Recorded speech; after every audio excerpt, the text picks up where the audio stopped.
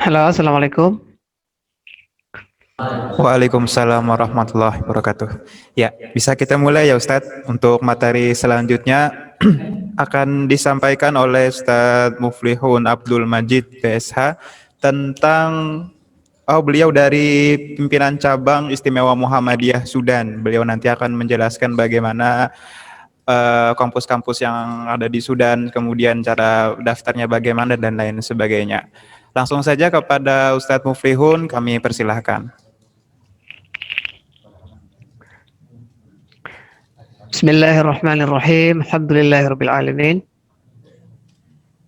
Alladzi 'allamana bil qalam, 'allamal insana ma lam ya'lam.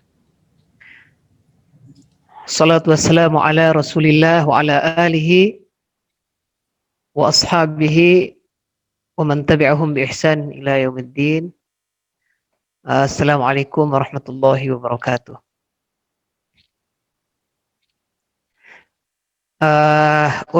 أرحب في هذه الجلسة الطيبة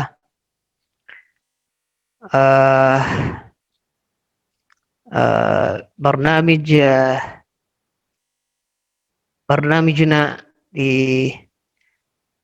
حول تعليم الجامعات seputar masalah-masalah ini pendidikan di Timur Tengah, khususnya di Sudan ini ya. Ini saya karena ini di Sudan akan memberikan informasi seputar masalah-masalah perkuliahan, masalah-masalah pendidikan secara umum. Tentu ini masalahnya salawat dan salam, puji syukur pada Allah Subhanahu wa taala, dan salawat dan salam kepada Rasulullah sallallahu alaihi wasallam. Dan saya sampaikan hormat kepada para sesepuh dan pimpinan di sini yang tidak bisa saya sebut satu persatu namanya. Mudah-mudahan kita dilimpahkan oleh Allah Subhanahu wa taala kesehatan dan sehat dan walafiat, dan juga dilimpahkan karunia keimanan. Selanjutnya, ini kita baru selesai sholat Jumat di sini, Ustaz ya.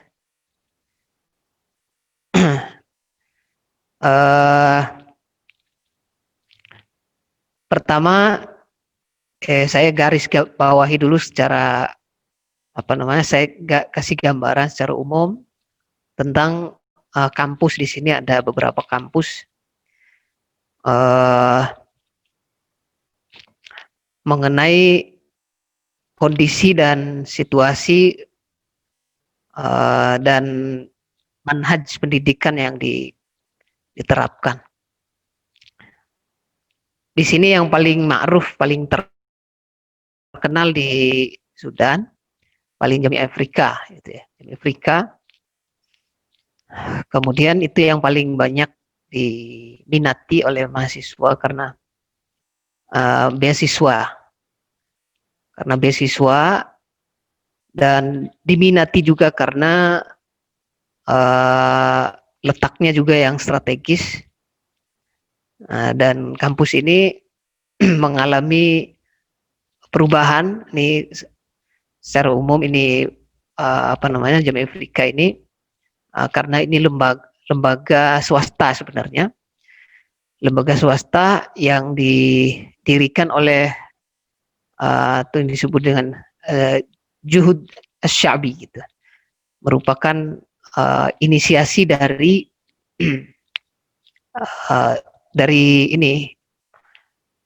beberapa pelaku gerakan Islam di sini yang mendirikan kampus ini, sehingga dia tidak terlalu berpengaruh kepada situasi politik sebenarnya, tapi akhir-akhir ini memang ada persoalan sehingga menghambat juga kita di kampus. Nah itu, nah kemudian kampus ini didirikan bermula dari sekolah menengah dan sekolah eh, ya sanawiyah begitu ya, sanawiyah sama SMA begitu. Dari awalnya tadi seperti itu. Kemudian berkembang kampus ini menjadi semacam ma'had, al-ma'had al-islami al-ifriqi gitu. Dikembangkan jadi seperti itu. Kemudian uh, ma'had ini juga mengalami entah uh, kendala pendanaan dan seterusnya, mungkin dulu waktu waktu awal-awal didirikan tahun 1977.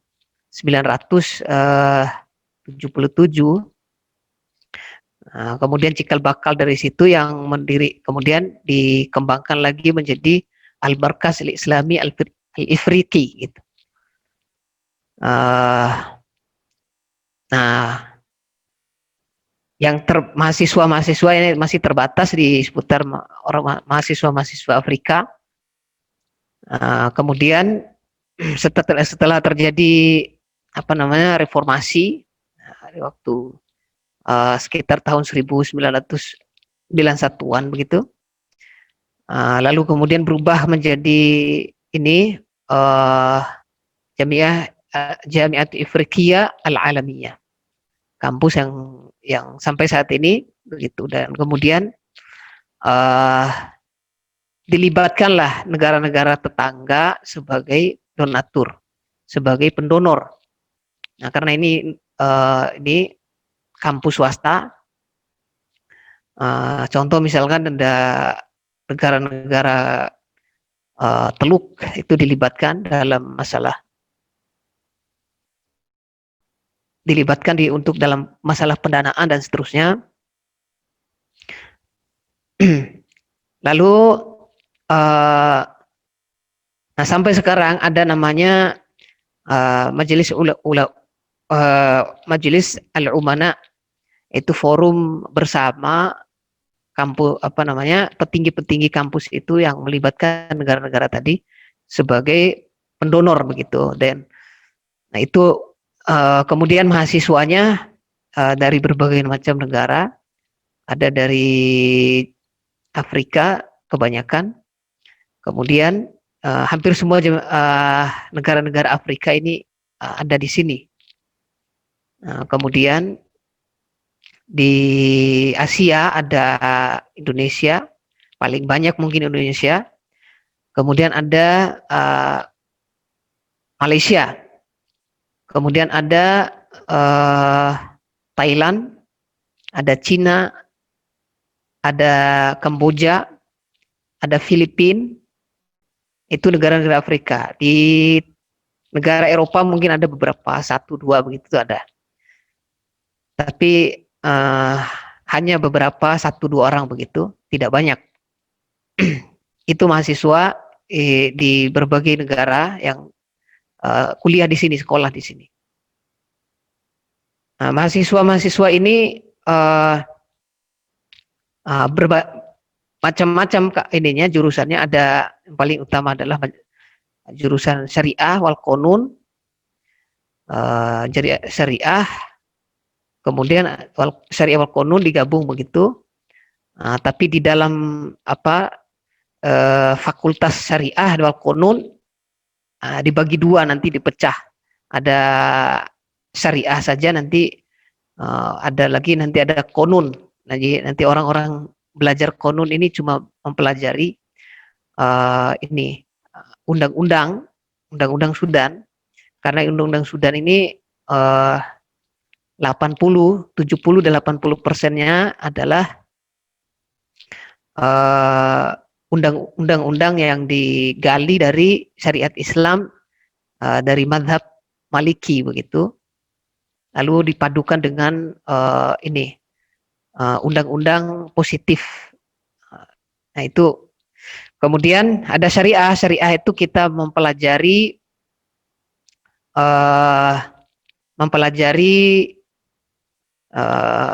ada sebagiannya undang-undang, sebagiannya lagi dari turos Islam gitu, dari undang-undang, dan juga ada pelajaran tentang fikih, ada pelajaran tentang akidah, ada pelajaran tentang uh, politik, ada pelajaran tentang undang-undang. Ini artinya manhajnya itu di ini menjadi manhaj, bukan menjurus kepada satu ini, tapi memang tadinya di orientasi kampus ini sebenarnya masyru' ad-da'iyah al-islamiyah begitu.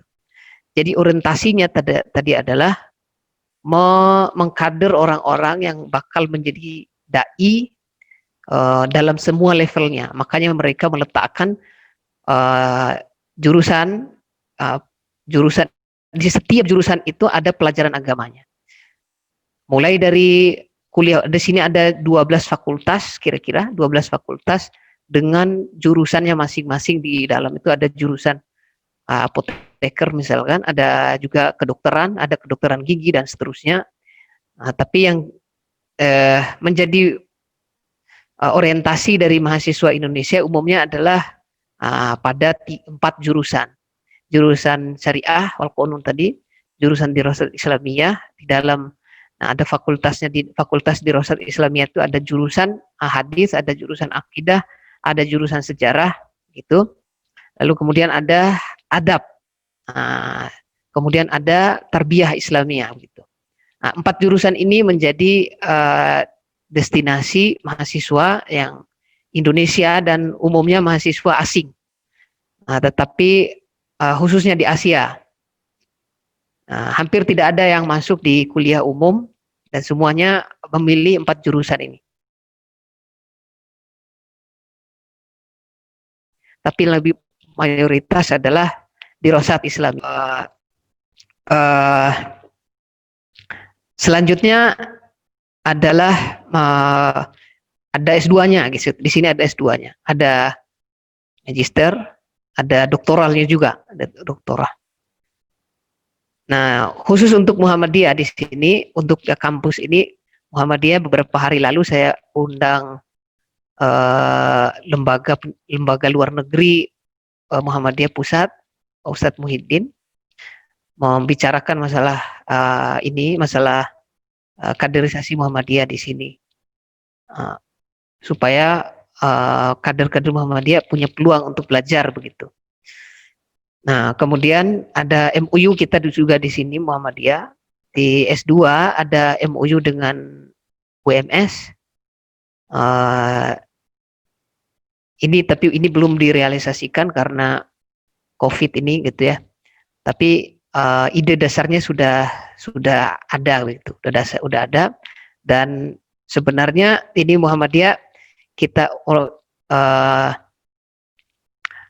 ingin melakukan semacam ini MOU-nya itu ada pertukaran begitu, pertukaran pelajar, bukan semata MOU yang Muhammadiyah dapat, tapi kita juga memberikan peluang begitu kepada orang Sudan untuk kuliah di Indonesia.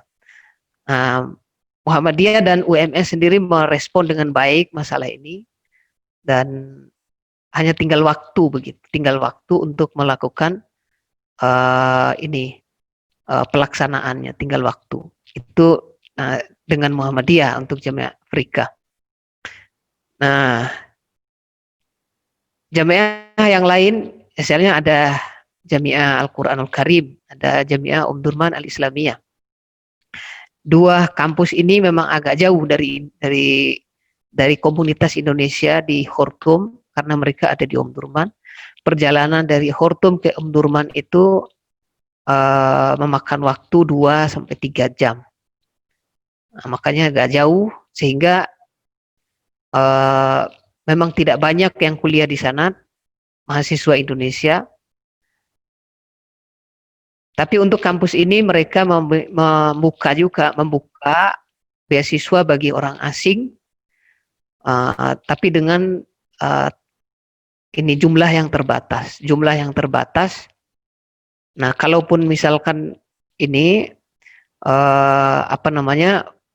mau mendapatkan jatah yang lebih banyak dari itu, mungkin itu pun harus melalui ini tadi, melalui komunikasi secara langsung dengan pimpinan pusatnya begitu. Jadi saya pernah menanyakan tentang, karena dulu PP Muhammadiyah pernah ke sini, dan saya menanyakan ini bagaimana Muhammadiyah bisa ini enggak gitu. Tapi mereka mengatakan harus ada pimpinannya ke sini gitu.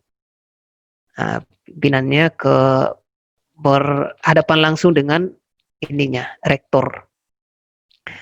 Kemudian kampus ini juga membuka peluang bagi yang hafal Al-Quran 30 juz dan diuji sama mereka, itu akan diberikan beasiswa penuh sama Al-Quranul Karim, Jamiah Al-Quranul Karim. Nah, tapi kalau nggak salah waktu itu MBS dapat 2 waktu itu untuk magisternya, dan S1-nya ada berapa gitu ya waktu itu.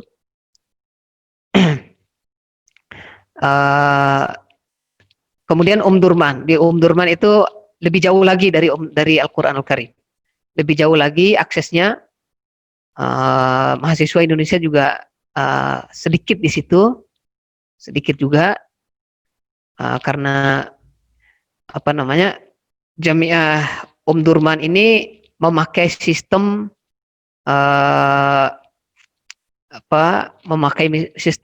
pendidikan Al-Azhar gitu ya. Memakai sistem Al-Azhar artinya siapapun bebas saja kalau mau masuk kelas belajar, diberikan keleluasaan, tapi begitu waktu untuk ujian harus lulus semua begitu. Setiap mahasiswa dianjurkan dan dipaksa untuk lulus semua setiap pelajarannya. Itu konsekuensinya. Kemudian jika tidak lulus maka diberikan 1 kali ujian, kemudian jika gagal dari situ maka diulang 1 tahun. Itu sistemnya. Tapi untuk jamiah yang lain selain itu, Al-Quranul Karim misalkan atau Jamiah Afrika, itu diwajibkan untuk masuk. Diwajibkan untuk masuk mahasiswanya. Nah, peluang-peluang untuk menjalin kerjasama itu harus terlibat secara langsung pimpinannya. Pimpinan pondoknya kah, atau mungkin pimpinan Muhammadiyah secara umum mungkin begitu, bisa dilakukan sehingga pintu-pintu lain tidak terbuka kecuali dengan jalan MOU tadi. Ada perjanjian begitu dengan kampus-kampus itu. Nah, itulah yang jalan kira-kira untuk melakukan kerjasama dengan kampus-kampus itu. Kader Muhammadiyah sebagai merupakan, karena ini kita sering menggaung-gaungkan bahwa kita ini kurang kader gitu ya, kurang kader, dan kita membutuhkan mahasiswa-mahasiswa untuk menghidupkan perserikatan itu dengan keilmuan Islam yang mereka pelajari, dan itu menjadi kebutuhan dasar di perserikatan. Nah, kita sih, kalau kita di Muhammadiyah di Sudan secara umum kita juga melakukan memberikan fasilitas kepada kader Muhammadiyah itu untuk belajar begitu, mengundang guru-guru syekh-syekh dari Yaman. Memang karena Sudan ini tadinya kondisi politik dan situasi sosial itu terus berubah, mengalami perubahan karena politik hari-hari terus berubah, dan karena itu sangat berpengaruh kepada kondisi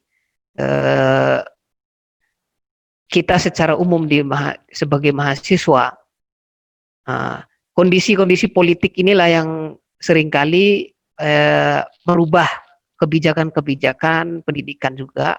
Itu tidak terlepas sama sekali. Apalagi beberapa waktu lalu dan sampai hari ini juga terus mengalami perubahan politik, dan konsekuensinya juga kita berada di dalamnya gitu. Sehingga mahasiswa-mahasiswa yang kuliah di sini terpaksa terhenti gitu kan, terhenti karena masalah politik. Nah,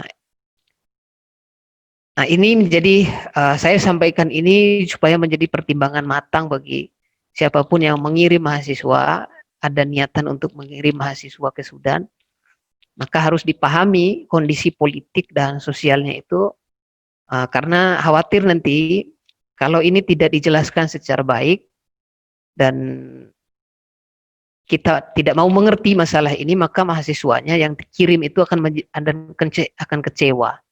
Kecewa karena situasi politik dan ini sosial yang tidak menentu di sini, sehingga mereka terpaksa harus menanggung semua itu, menanggung keadaan-keadaan itu dengan menunggu yang tidak pasti di sini gitu. Karena situasi politik tadi. Wallahu alam bagaimana ke depannya situasinya, karena ini terus mengalami perubahan politik dan juga krisis ekonomi yang saya tidak tahu sampai kapan, tapi ini konflik politik akan terus berlanjut. Nah, ini kondisi-kondisi yang perlu dipertimbangkan oleh ustadz-ustadz di Indonesia, asatidzah, yang perlu kita ini bicarakan matang-matang sebelum kita memutuskan mahasiswa mau dikirim begitu. Tetapi secara umum hari ini sampai hari ini mahasiswa untuk Jamiah Afrika secara khusus baru dibuka, mereka baru melaksanakan ujian, dan beberapa kampus, beberapa fakultas baru akan melaksanakan ujian karena terhenti dan mereka harus menyicil gitu kan, ujian baru selesai ujian, nanti ujian lagi akhir Desember. Karena untuk menutupi ketertinggalan dari proses belajar mengajar yang akibat COVID dan juga akibat konflik politik tadi yang terpaksa libur begitu. Mereka sampai hari ini baru melaksanakan dan akan melaksanakan ujian. Sementara di Jamiah Al-Quranul Karim itu mulai ada kuliah, tapi kemungkinannya lagi ini akan di lockdown gitu, lockdown karena COVID ini begitu. Itu tapi dari 3 kampus yang saya gambarkan itu ada kampus-kampus lain yang juga ada bisa diakses begitu, karena biaya pendidikan jika ini keadaan kampus-kampus di sini, jika kita mahasiswa di awalnya misalkan mahasiswa kampus yang tadinya tidak terkenal, begitu kita daftar di situ 2-3 mahasiswa nanti akan dinaikin biayanya gitu, biaya bayar pendidikannya. Kemudahannya di Sudan ini memang tidak terlalu sulit dengan kampus-kampus di negara lain. Kemudahannya adalah ini pertama, proses yang tidak terlalu susah dalam mengajukan ini kuliah, kemudian bahas magister misalkan, skripsi dan ada tesis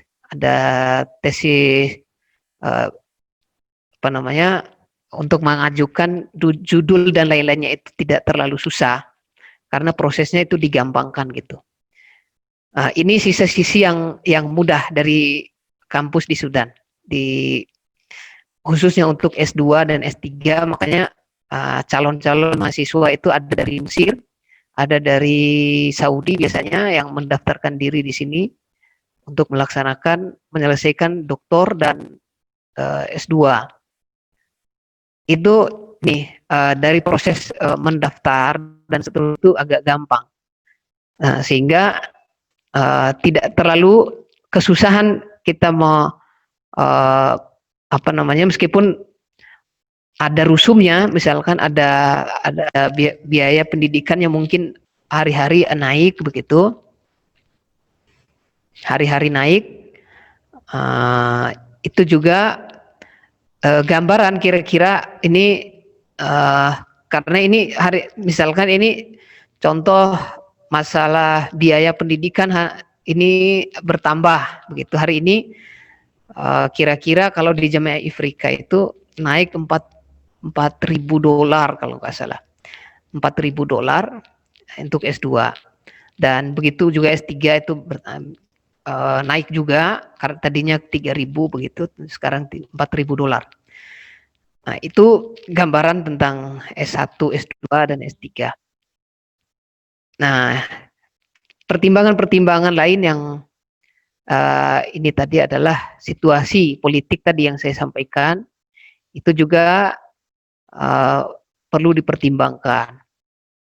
Nah, sekarang saya ini masalah ini untuk khusus kader Muhammadiyah di Sudan, saya sampaikan kita bahkan sampai beberapa pekan lalu kita masih melaksanakan kajian di Markas Muhammadiyah itu, kajian fikih, kajian bahasa Arab, dan mungkin karena ini sedang ujian, itu mungkin yang ini kita sedang berhentikan karena ini menghadapi ujian. Nah, kondisi jika kita mengandalkan ini, karena ini bi'ah yang membentuk kita, bahasa tadi, prasyarat untuk melakukan penguatan pada bahasa itu adalah bi'ahnya, maka setidaknya Sudan bisa dijadikan sebagai referensi di dalam masalah ini tadi, bi'ah tadi. Tapi tergantung kita juga, tergantung mahasiswanya, apakah dia punya keinginan baik nggak untuk berkomunikasi secara intens dengan bahasa Arab. Karena makin hari makin bertambah mahasiswa itu juga menjadi kabar baik, dan itu juga menjadi kabar yang tidak baik, karena mungkin animo mahasiswa untuk berbicara dengan bahasa Arab mungkin akan berkurang karena makin bertambah mahasiswa tadi, dan lingkungannya juga tidak terlalu luas. Lingkungan ininya juga kan paling sekitaran kampus, dan orang-orang kita juga ketemu mahasiswa Indonesia dan kita ngomong bahasa Indonesia juga. Dan apa bedanya kita berada di lingkungan Indonesia kalau seperti itu gitu. Kemudian nah, kebiasaan kita lah yang membentuknya, kebiasaan kita di dalam ini animo kita yang harus tumbuh untuk berbicara bahasa Arab itu apapun keadaannya gitu. Tetapi itu agak susah karena secara tradisi kita Indonesia biasanya agak malu begitu bicara bahasa Arab dengan temannya. Nah, makanya saya pribadi ini misalkan saya jarang sekali bertemu orang Indonesia, dan saya tinggal bersama orang Sudan. Sampai hari ini juga saya sering komunikasinya dengan orang Sudan. Karena itu tadi kita ingin mengambil, meskipun mungkin bahasanya tidak di awal mungkin tidak teratur, tapi begitu kita melatih berbicara dengan orang Sudan, dari situlah terbentuk ininya tadi, zauk, ini cita rasa bahasanya tadi. Dengan cara seperti itu, pergaulan yang kita perlu ini atur gitu. Nah, tinggal bagaimana perannya Muhammadiyah di Muhammadiyah misalnya di Sudan ya, itu tadi menciptakan satu lingkungan, bahkan misalkan di Markas Muhammadiyah itu saya pernah mewajibkannya pakai bahasa Arab, susah juga gitu kan. Pernah saya mewajibkannya untuk berbahasa Arab, untuk kader Muhammadiyah itu agak susah. Agak susah karena lagi-lagi tadi ini kita tidak memiliki siqatun nafs. tidak memiliki kepercayaan diri di dalam menyampaikan, mengungkapkan bahasa Arab di depan saudara teman kita yang Indonesia. Itu aja susah gitu kan. Nah, karena hari-hari mereka bertemu dengan temannya Indonesia lagi begitu kan. Makanya kita perlu ada satu pemaksaan juga, sama seperti kita di pondok gitu ya. Sama seperti kita di pondok. Nah, kesadaran sebenarnya kembali kepada mahasiswa untuk menciptakan lingkungannya sendiri. Nah, Muhammadiyah sebagai sebuah instansi setidaknya menjembatani ini tadi kekakuan mereka di dalam ini kepercayaan diri tadi, menjembatani, hanya bisa menjembatani, tapi lagi-lagi kembali kepada tradisi dan kebiasaan mahasiswa itu untuk mau berbicara dengan bahasa Arab. Lingkunganlah kita sendiri yang menciptakan lingkungannya di dimanapun. Mungkin kendala-kendala yang saya dengarkan mungkin di beberapa negara karena mahasiswanya makin banyak gitu kan, itu setiap hari mereka bertemu dengan sesama Indonesia. Nah, itu lingkungan-lingkungan yang membentuk kita, bahasa kita.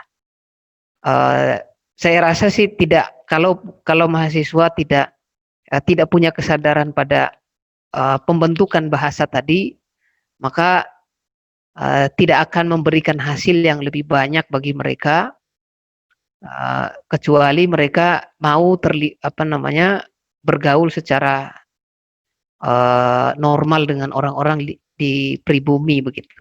Karena itulah yang membentuk bahasanya. Nah, berapa lama lagi nih? Ini agak ini. Nah, biar nanti dikembangkan di tanya jawab saja. Ya, itu mungkin saya nanti kita perpanjang di tanya jawabnya, Ustadz. Ya, saya sengaja ini memberikan gambaran global saja ya, supaya situasi politik, sosial dan pendidikannya tersentuh dengan ini. Setidaknya saya ambil ini sisi-sisi yang dari tadi, supaya ini bisa dikaitkan gitu. Supaya saya tidak terlalu menekankan pada pendidikannya, tapi kita tidak mendapatkan informasi yang baik tentang keadaan-keadaan di lapangan. Itu yang bisa saya ini sampaikan tentang kondisi. Nah, yang bisa dari satu lagi saya yang sampaikan, satu di Sudan ini sekarang ini yang baru-baru ini juga terbentuk, kita memiliki rumah khusus, misalkan kita ada menyewa rumah misalkan untuk kader Muhammadiyah. Nah, kita mau membentuk apanya mereka di selama 1 tahun misalkan, kita ingin menguatkannya pada sisi ilmiah yang mana yang mau kita kembangkan, sehingga mereka tinggal di situ, tinggal kita rumahkan dalam tempo 1 tahun misalkan.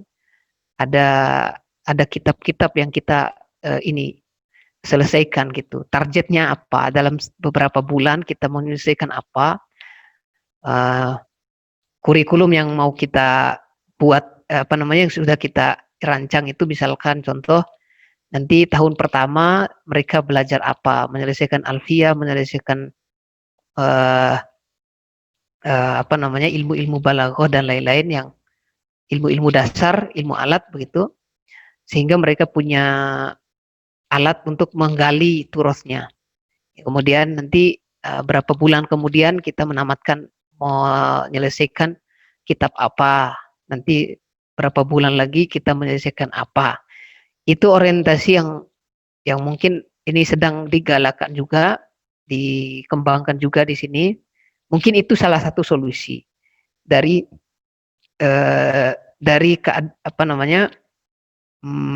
karena di sini ada syekh-syekh dari Yaman, itu juga bisa membantu, karena mereka kan situasi politik di negaranya juga mengharuskan mereka tinggal di Sudan dalam beberapa waktu gitu, dalam beberapa tahun, Sehingga alhamdulillah itu juga menjadi solusi bagi mahasiswa untuk belajar.